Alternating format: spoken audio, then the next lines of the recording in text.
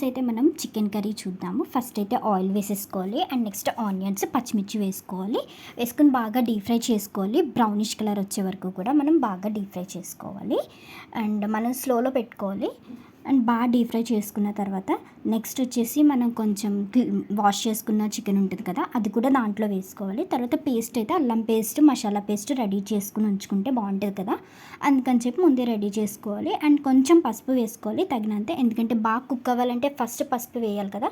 And అల్లం paste కూడా వేస్తే మనకి బాగా కుక్ అవుతుంది. పీస్ అనేది బాగా కుక్ అవ్వాలంటే ఫస్ట్ ఈ రెండు అయితే మనం వేసుకోవాలి. అండ్ కొంచెం మనకి ప్లేట్ వేసుకుంటే ఆయిల్ అనేది పైకి వచ్చి బాగా బాయిల్ అవుతుంది కదా, కొంచెం ప్లేట్ వేసుకుంటే బాగుంటుంది. అండ్ నెక్స్ట్ కొంచెం ప్లేట్ తీసిన తర్వాత కొంచెం మనం తగినంత కారం వేసుకుంటే బాగుంటుంది. నేనైతే 3 స్పూన్స్ అయితే వేసుకున్నాం. మనకి టేస్ట్ సరిపడా అండ్ మసాలా పేస్ట్ కూడా వేసుకుంటే టేస్ట్ అనేది బాగుంటుంది.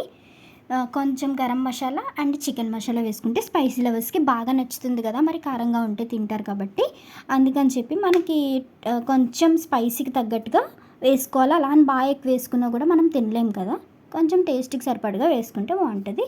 కొంచెం బాగా మ్యాగ్నెట్ చేసుకుంటే అవి కారం మసాలా బాగా పడుతుంది కాబట్టి కొంచెం కలుపుకొని మ్యాగ్నెట్ చేసుకోవాలి. అండ్ తర్వాత కొంచెం మసాలా వాటర్ ఉంటుంది కదా, అవి కూడా వేసుకుంటే మనకి బాగుంటుంది. అండ్ మనకి కర్రీగా రెడీ అవ్వాలనుకుంటే వాటర్ వేసుకుంటేనే కదా మనకి బాగుంటుంది. అండ్ సాల్ట్ కూడా వేసుకుని నెక్స్ట్ ఏంటంటే మనం కుక్కర్ పెట్టుకుంటున్నాం కాబట్టి ఫిక్స్ చేసేసుకుని ఇలా 7 విజిల్స్ రావాలి. మనకి 7 విజిల్స్ వస్తే ఏమవుతుందంటే ఆ పీస్ అనేది బాగా కొంచెం స్మూత్గా ఉంటుంది.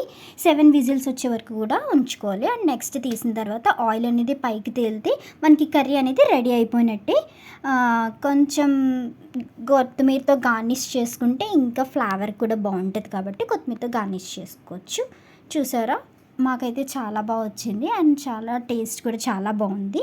అండ్ ఫైనల్గా నేనైతే రైస్ సర్వ్ చేసేసుకుని ఎలా ఉందా టేస్ట్ చేద్దామని చెప్పి కొంచెం కర్రీ కూడా దాంట్లో వేసి సర్వ్ చేసేసుకున్నాను.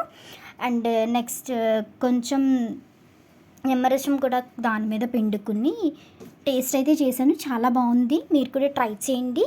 ఇలాంటి వీడియోస్ కోసం నా ఛానల్ అయితే సబ్స్క్రైబ్ చేసుకోండి.